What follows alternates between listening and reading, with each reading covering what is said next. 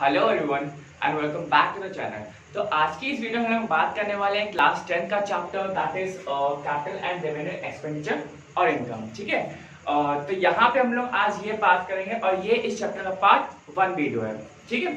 तो video start करने से पहले मैं एक चीज आप लोगों से पूछना चाहूंगा। एक्चुअली आप लोगों के बहुत सारे क्वेश्चंस वगैरह हैं और आप लोग जब कमेंट वगैरह करते हैं किसी भी वीडियो पे, आप जब कमेंट वगैरह करते हैं तो एक वार्म विशेष भी होती है उसमें, लेकिन कभी कभी बहुत सारे बच्चे बहुत सारे क्वेश्चंस पूछते हैं कि सर, जैसे कि आज ही एक बच्चे का कमेंट वगैरह आया था, वो ये पूछ रहे थे कि एक्चुअली में सर आप जो कंटेंट जो पढ़ा रहे हैं वो आप सारा सब्जेक्ट पढ़ा रहे हैं, मतलब पूरा चैप्टर कंप्लीट करा रहे हैं, लेकिन इस साल का जो सिलेबस है वो आपका रिड्यूस हो चुका है। तो हमें कैसे मालूम चलेगा कि वो कैसे, मतलब कैसे क्या कंटेंट है। तो सिंपल सी ऐसी बात है कि आप प्लीज साइट पे जाइए, जो CISA की सर साइट्स हैं उस पर जाइए, आपको जो रिड्यूस सिलेबस है वो आपको आराम से मिल जाएगा। ठीक है। मैं भी पढ़ाता हूँ कोचिंग वगैरह, तो अगर मुझे भी कुछ डाउट्स वगैरह होते हैं तो मैं सिंपल साइट से डाउनलोड कर लेता हूँ, देख लेता हूँ क्या क्या क्या कंटेंट वगैरह है, उसके बाद लेक्चर डिलीवर कर देते हैं। क्लियर है। और एक चीज सजेशन मुझे आपसे ये चाहिए था कि actually I was just thinking to come live. ठीक है। मैं लाइव आने के बारे में सोच रहा कि जितने भी आपके जो डाउट्स वगैरह हैं वो हम लोग लाइव बैठ करके एक दिन डिस्कस करते हैं। तो I think it is a good idea. ठीक है। तो नीचे आप कमेंट करके मेरे को जरा ये बताइए कि क्या आप चाहते हैं कि मैं लाइव आऊं या ना आऊं। ठीक है। इसके बारे में जरूर कमेंट करिए लाइव के लिए कि एक्चुअली में आप क्या चाहते हैं कि भाई एक बार आना चाहिए, आप लोगों से 1-to-1 इंटरेक्शन करना चाहिए और बहुत सारी चीजें होंगी, बहुत लोग क्या सवाल पूछेंगे, कुछ सवाल पूछेंगे, तो एक बार करते हैं ना। मेरा तो मन है करने का, आप बताइए कमेंट करके कि आपको वो लाइव सेशन चाहिए कि नहीं चाहिए। ठीक है। वापस आ जाए टॉपिक की तरफ। तो आज का हम लोग करने वाले हैं कैपिटल एंड रेवेन्यू एक्सपेंडिचर्स। ठीक है। ये हमारे ये जो चैप्टर है ये हमारा पूरा 4 पार्ट में डिवाइड है, ये 4 ही टॉपिक्स है इसमें। पहले हमारे पास capital expenditure and the revenue expenditure, next है capital receipts and revenue receipts है, capital loss and revenue loss and the capital profit and the revenue profit. ठीक है। जैसे कि आपको मालूम है कि इस चैप्टर को मैंने 2 पार्ट में डिवाइड किया हुआ है, और एक पार्ट 1 में रहेगा और एक पार्ट 2 में रहेगा। तो इस वाले कंटेंट को जो पॉइंट 1 है इसको हम पार्ट 1 में रखेंगे और बाकी जो 3 रहेंगे ये आपका पार्ट 2 में रहेगा। क्लियर है। ये पार्ट 2 में रहेगा और ये आपका एक पार्ट 1 में रहेगा। ठीक है। तो मुझे उम्मीद है कि आप लोग को वीडियो थोड़ी बहुत समझ में आई होगी। और चलिए स्टार्ट करते हैं पहले टॉपिक के साथ, जो कि हमारा capital expenditure and the revenue expenditure. So what is a capital expenditure? Actually में कैपिटल एक्सपेंडिचर है क्या? कैपिटल एक्सपेंडिचर आप मोटा मोटा ये समझिए कि जो कि हमारा बेनिफिट जो हमें एक लॉन्ग टर्म में देता है। Long term in the sense कि अगर हम लोग कंपनी में हैं या हमारी कोई कंपनी है या हमारा कोई फर्म है, तो होता क्या, हम लोग अपनी कंपनी में मशीनरी लगाएंगे, हम लोग अपनी कंपनी के लैंड खरीदते हैं, जो लैंड जहाँ पे मशीनरी सेटअप होगी। तो मशीनरी क्या होती है, मशीनरी मान लीजिए आपके 40 लाख के 50 लाख के है, तो जो 40 लाख है वो आपका एक दिन में रिकवर नहीं होने वाला है। That is going to recover over a long period of time, it will take the time. ठीक है। मतलब मान लीजिए कि 40 लाख कवर होने में आपको 10 साल लग जाएंगे, या मान लीजिए कि आधी साल में लग जाए। ठीक है। तो होता क्या, मशीनरी हमें लॉन्ग टर्म में बेनिफिट देगी, आपका जो लैंड होगा वो लॉन्ग टर्म में बेनिफिट देगा। अगर हम लोग अपने रिश्तों में बात करें तो हम लोग के घर में व्हीकल्स होंगे, कार होगी, बाइक होगी। तो कार क्या होगी, कार हम लोग कोई रोज तो खरीदेंगे नहीं भाई। हम लोगों ने मान लो कि 10 लाख की कार खरीदी, तो जो 10 लाख की जो कार है वो हमें लंबे समय तक बेनिफिट देगी। मान लीजिए हम अपनी जो कार है वो 10 साल तक चला रहे हैं, 15 साल तक हमने चलाई, तो उसका जितना भी पूरा अमाउंट है वो हमने बेनिफिट उठा लिया उसका। ठीक है। इसी प्रकार से हमारा बाइक भी होता है, तो बाइक अगर हम लोग खरीदते हैं तो हम लोग उसका बेनिफिट उठाते हैं। क्लियर है। So this is the capital expenditure. Capital expenditure का वो क्या होता है कि that is going to give the benefit over a long period of time. किस हिसाब से हमारा होता है, अ लॉन्ग पीरियड। क्लियर है। ये चीज ध्यान रखिएगा। ठीक। तो ये हमारा कैपिटल एक्सपेंडिचर में कि भाई कोई भी चीज अगर हम लोग ऐसा खरीदते हैं जो हमें एक लंबे समय तक बेनिफिट दे, that is known as the capital expenditure. Clear है। हमारे कुछ पॉइंट्स वगैरह हैं जो इसमें आपकी बुक में दिए हुए हैं, आप देख सकते हैं कि capital expenditure results in the acquisition of the permanent assets such as the land and building, plant, machinery, furniture etcetera. ठीक है। जो फर्नीचर वगैरह है वो हम लोग एक बार खरीदते हैं, लंबे समय तक काम आता है। जो आपका मशीनरी हो गया, प्लांट वगैरह हो गया। क्लियर है। नेक्स्ट है, these assets are intended to be used in the business for earning revenue over the several years. ठीक है, सेवरल ईयर्स की हम लोग बात करें, लंबे समय तक का। क्लियर है। नेक्स्ट आया था आपका expenses incurred to acquire intangible assets such as goodwill, patent and etcetera are also the capital expenditure. ठीक है, गुडविल वगैरह हो गया, पेटेंट, गुडविल मतलब क्या होगी, एक ट्रस्टीशिप बिल्ड करना। ठीक है भाई, अगर आपका कोई फ्रेंड है और आप ये कहते हैं ना यार ये मेरा बहुत अच्छा फ्रेंड है, मतलब बिल्कुल बेस्ट फ्रेंड है, कभी भी कोई भी काम को आराम से मान जाता है, या अगर हमसे पैसे भी उधार ले लेंगे तो हमसे कुछ कहेगा नहीं, तो दैट इज व्हाट कि वो ट्रस्ट बिल्ड करने में आपको समय लगा। ये नहीं कि आज आपकी फ्रेंडशिप हुई कल से आपने ब्लाइंड टेस्ट करना चालू कर दिया, ऐसा कभी नहीं होता और ऐसा करना भी नहीं चाहिए। ठीक है, तो वहां पे जो फ्रेंडशिप होती है that used to take the overall several years. ठीक है, 5 से 6 साल लग जाता है वो फ्रेंडशिप बिल्डअप करने में। क्लियर है। Expenses incurred on the issuing shares and the debentures. Clear है। आई होप कि जो कैपिटल एक्सपेंडिचर होगा वो आपको बहुत अच्छे से क्लियर होगा, and if you have any doubts then please let me know in the comment section. Next topic हमारे पास रेवेन्यू एक्सपेंडिचर। रेवेन्यू एक्सपेंडिचर क्या होता है हमारा? रेवेन्यू एक्सपेंडिचर इज द जो भी हमारे एक्सपेंसेस वगैरह होते हैं वो हमारे शॉर्ट टर्म के लिए होते हैं। शॉर्ट टर्म या फिर आप कहिए कि जो डे टू डे जो एक्सपेंसेस वगैरह होते हैं उनको हम लोग कहते हैं रेवेन्यू एक्सपेंडिचर। क्लियर है। जैसे कि अगर हम लोग बात करें, हमने जो कैपिटल एक्सपेंडिचर पढ़ा है और हमारा जो रेवेन्यू एक्सपेंडिचर, रेवेन्यू हमारा क्या हो गया, वो हमारा एक शॉर्ट टर्म के लिए हो गया। कि कितने के लिए हो गया? वो शॉर्ट टर्म के लिए हो गया। ठीक है, That is the recurring in nature. Recurring, हाँ, recurring एक वर्ड हम बोलना भूल गए थे। एक्चुअली में जो कैपिटल होता है वो हमारा नॉन रिकरिंग इन नेचर होता है, और जो हमारा रेवेन्यू होता है वो हमारा recurring in nature. Recurring in nature मतलब कि वो हमें उसकी जरूरत पड़ सकती है that in the financial year, जो करंट ईयर जो हमारा चल रहा है उसमें। ठीक है, लेकिन जो नॉन रिकरिंग होता है उसको हमें तुरंत जरूरत नहीं पड़ती, हमें लंबे समय के बाद जरूरत पड़ती है। ठीक है, तो हमने जो रेवेन्यू एक्सपेंडिचर के बारे में पढ़ा ये है कि हमारा जो भी एक्सपेंस वगैरह होते हैं वो हमारे डे टू डे या within a few days के लिए होते हैं। This is recurring in nature which come under the that current year. Clear है। We can take some example.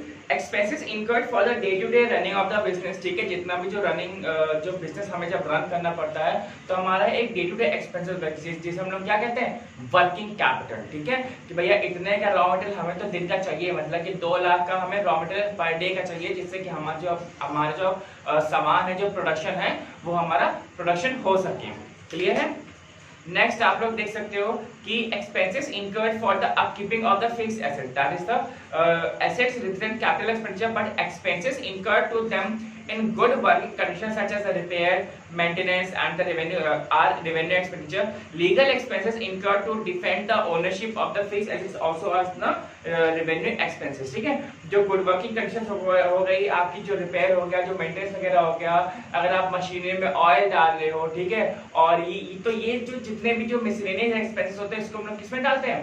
Revenue expenditure. ये हमारे डे टू डे वर्क है। ठीक है, ऑयलिंग हमें पीरियडली हमें करनी ही पड़ेगी। ठीक है, एक टाइम इंटरवल होता है उसमें पीरियड करने पड़ेगा, रिपेयरिंग मशीनरी करनी पड़ेगी, जो मेंटेनेंस हमें चाहिए। ठीक है, जैसे आपका मशीनरी का मेंटेनेंस हो गया, आपका जो कंप्यूटर सिस्टम का मेंटेनेंस हो गया, इन सब चीजों के लिए।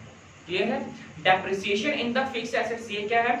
Fixed assets lose part of their value every year during the wear and the tear and even with the passage of the time. ठीक है, depreciation on the fixed assets, इसका मतलब क्या होता है कि आप कोई भी इलेक्ट्रॉनिक्स ले लो या कुछ भी XYZ का सामान ले लो, तो होता क्या है उसकी value automatically wear and tear के हिसाब से वो चेंज होती रहती है। ठीक है, और चेंज का मतलब डिप्रेशिएट ही होगी।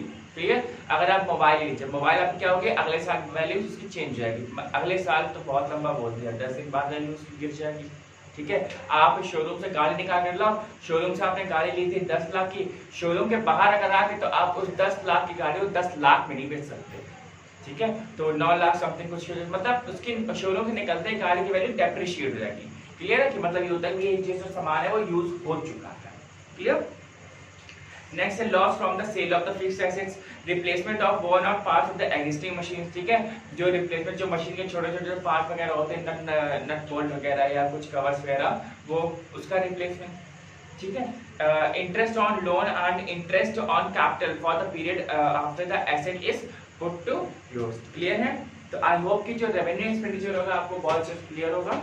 Coming to the next topic, that is the revenue expenditure treated as the capital expenditure. ठीक है, इसमें क्या होता है, आप ये देख सकते हैं कि हमारे पास यहाँ पे 9 जो है पॉइंट्स हैं, जैसे कि raw material and the stores, carriage and the freight हो गया, तो ऐसे करके हमारे पास 9 पॉइंट्स। ठीक है, तो आइए हम लोग देखते हैं कि हम लोग इसको, हम जो रेवेन्यू एक्सपेंडिचर होता है हम लोग उसको कैपिटल किस रिस्पेक्ट में ट्रीट करते हैं। ठीक है, तो सबसे पहले हमारे पास raw material and the stores. Raw material क्या होता है कि भाई हमें रोज रॉ मटेरियल चाहिए।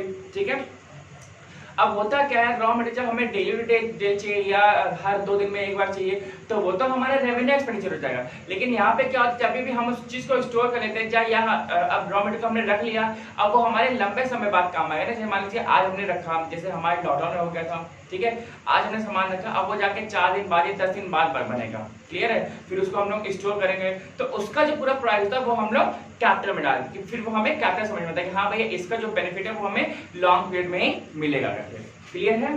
नेक्स्ट हमारे पास carriage and the freight. Carriage and freight क्या होता है, कैरेज एंड फ्राइट अगर इसके रिस्पेक्ट में देखें रेवेन्यू में, कि भैया जो किराया भाड़ा है वो तो हमें रेगुलर देना ही पड़ेगा, जो हमारा रोज वगैरह आ रहा है, जैसे मान लीजिए रॉ मटेरियल आ रहा है, फिर जो हमारा प्रोडक्ट बन गया फिर वो जा भी रहा है, तो किराया भाड़ा वगैरह हमें देना ही पड़ेगा। लेकिन जो गाड़ी है, जैसे मान लो जो किराया तो हम लोग दे रहे हैं, मतलब कि हम लोग तो ले रहे हैं, ठीक है, लेकिन जो उस फर्म की जो गाड़ी है, जो उस फर्म ने जो 10 लाख की जो गाड़ी खरीदी है, जो सिर्फ सामान को इधर से उधर करेगी, जो प्रोडक्शन को जो मटेरियल है इधर से उधर करेगी, तो उसका जो बेनिफिट है वो हमें कैपिटल एक्सपेंडिचर के थ्रू मिलेगा, क्लियर, वो हमें जो उसका बेनिफिट हमें लॉन्ग टर्म में मिलेगा, क्लियर है। नेक्स्ट हमारे पास वेजेस। वेजेस क्या होता है, वेजेस हमारे जैसे किसी भी कंस्ट्रक्शन में हम लोग वर्क करते हैं या कोई भी मशीन को जब हम लोग इंस्टॉल करते हैं, ठीक है, तो उसको हम लोग देते हैं वेजेस, क्लियर है। अब वेजेस होता क्या है, अब मान लीजिए हम कोई घर बना रहे हैं तो हम लोग मजदूर क्या देते हैं, वेजेस दिहाड़ी देते हैं, लेकिन जो दिहाड़ी जो होती है वो क्या होती है, वो घर बनाने के पैसे में इंक्लूड होती है ना, कि भैया जैसे मान लो कि जो हमने जो पूरा एक घर बनवाया तो उसमें हमने दिहाड़ी से दे दिया 2 लाख रुपए, तो 2 लाख क्या होगा, वो 2 लाख एक घर की कॉस्ट में इंक्लूड होगा ना, क्लियर है। तो इसलिए हम बोलते हैं यहाँ पे वेजेस जो होता है वो रेवेन्यू से हमारा क्या होता है, डेली दे रहे हैं, लेकिन उसका फायदा हमें कब मिलेगा, लॉन्ग टर्म में मिलेगा, क्लियर है। यहाँ पे आता है रिपेयर। कोई भी जब मशीनरी होती है, जब हम लोग उसको रिपेयर वगैरह करते हैं, अब रिपेयर कर रहे हैं, कोई हमने सेकेंड हैंड मशीनरी ली, तो अब हुआ क्या है, जो मशीनरी खरीदी हमने, रिपेयर किया, कुछ पार्ट्स हमने नए लगाए, तो उसका बेनिफिट हमें कहाँ पे मिलेगा, हमें लॉन्ग टर्म में मिलेगा, ठीक है। रिपेयर का जो कॉस्टिंग था वो तो कम था, लेकिन उसका बेनिफिट हमें किससे मिलने वाला है, वो लॉन्ग टर्म में मिलने वाला है। am I clear? नेक्स्ट आता है हमारे पास यहाँ पे प्रिलिमिनरी एक्सपेंसेस, ठीक है। ये क्या होता है, प्राइमरी एक्सपेंसेस मतलब ये होता है कि जो शुरुआत में आपके क्या क्या एक्सपेंस हुए थे, इन द सेंस कि अगर हम कोई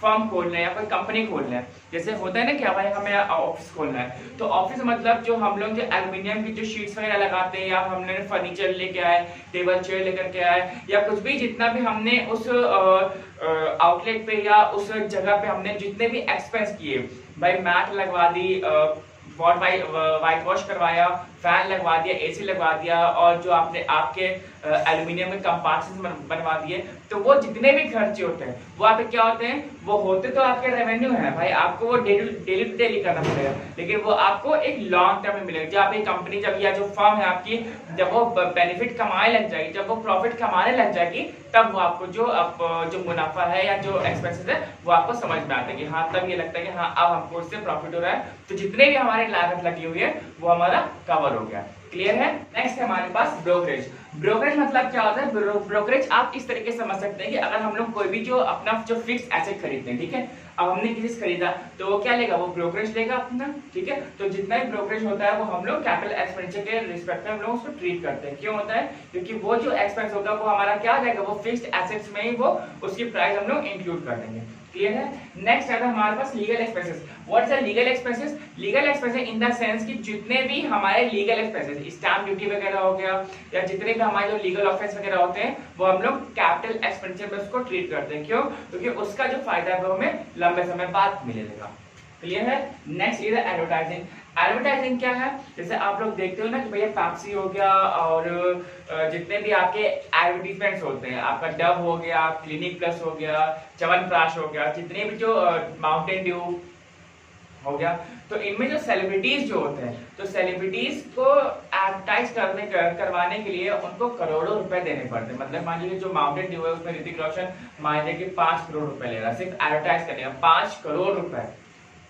माउंटेन ड्यू की बोतल आ रही है 20 रुपए की, तो वो 20 रुपए और 5 करोड़ कहाँ, तो उसको हमें रिकवर करने के लिए वो क्या होता है, वो लंबे समय बाद हमें समझना है कि हाँ भैया ये होता है या इसका फायदा हमें मिलेगा। तो that's the capital expenditure. Clear है? जो एडवर्टाइजिंग आता है वो हमारा कैपिटल एक्सपेंडिचर में आएगा। क्लियर? आई होप कि ये वीडियोस पूरी क्लियर होंगी।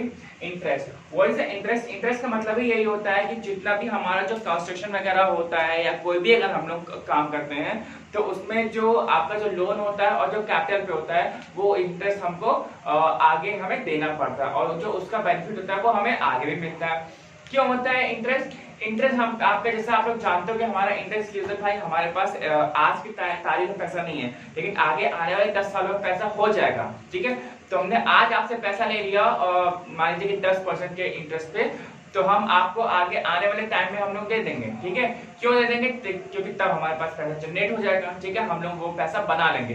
तो अब हुआ क्या कि हमने जब हम लोग काम कर रहे हैं, हमारा जो साइकिल है, एक इकोनॉमी की जो साइकिल है वो चलती हुई आ रही है, तो हमने जो इंटरेस्ट जो है वो हमें देने में खर्चा भी नहीं, क्योंकि वो हमारा एक लंबे समय तक वो हमें हेल्प कर रहा है। क्लियर है? तो दैट इज द थिंग कि ये हमारे 9 पॉइंट्स थे। आई होप कि आपको जितने भी जो 9 पॉइंट्स है वो आप क्लियर होंगे। And if you have any doubt then please comment it. So अब हमारा नेक्स्ट टॉपिक जो है वो है the distinction between the capital expenditure and revenue expenditure. Capital और रेवेन्यू एक्सपेंडिचर में क्या क्या डिफरेंसेस हैं, क्या क्या डिस्टिंक्शंस हैं, अब हम लोग वो करने वाले हैं। ठीक है, तो हमारे पास 6 पॉइंट्स हैं। अब हम लोग एक एक करके डिस्कस करेंगे बहुत ही आराम से। आइए स्टार्ट करते हैं। पर्पस, पर्पस क्या होता है भाई? इसका पर्पस क्या है? सिंपल सी बात है, ये हमारा जो कैपिटल एक्सपेंडिचर है उसका पर्पस है जो हमें बेनिफिट देना, लेकिन over a long period of time. Clear है? जो हमें एसेट्स वगैरह में मिलते हैं वो हमें लंबे समय में मिलेंगे, लेकिन जो रेवेन्यू एक्सपेंडिचर मिलेंगे वो हमें डे टू डे में मिल जाते हैं। क्लियर है? नेक्स्ट टॉपिक हमारे पास अर्निंग कैपेसिटी। अर्निंग कैपेसिटी क्या होती है?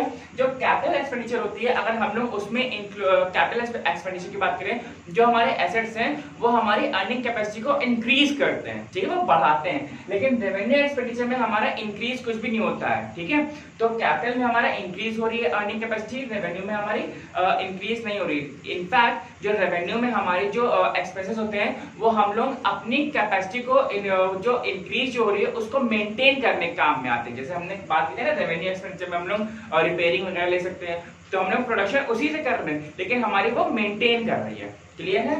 नेक्स्ट आता है हमारा period of benefit. Period of benefit क्या होता है? जैसे आपका कैपिटल में हमने क्या कहा लॉन्ग टर्म में दिखता है, तो इसका जो एडवांटेज है वो हमें 1 साल या 2 साल बाद दिखता है। मतलब कि हमारे लंबे समय बाद, 1 साल तो मिनिमम मान लो 1 साल के बाद देगा।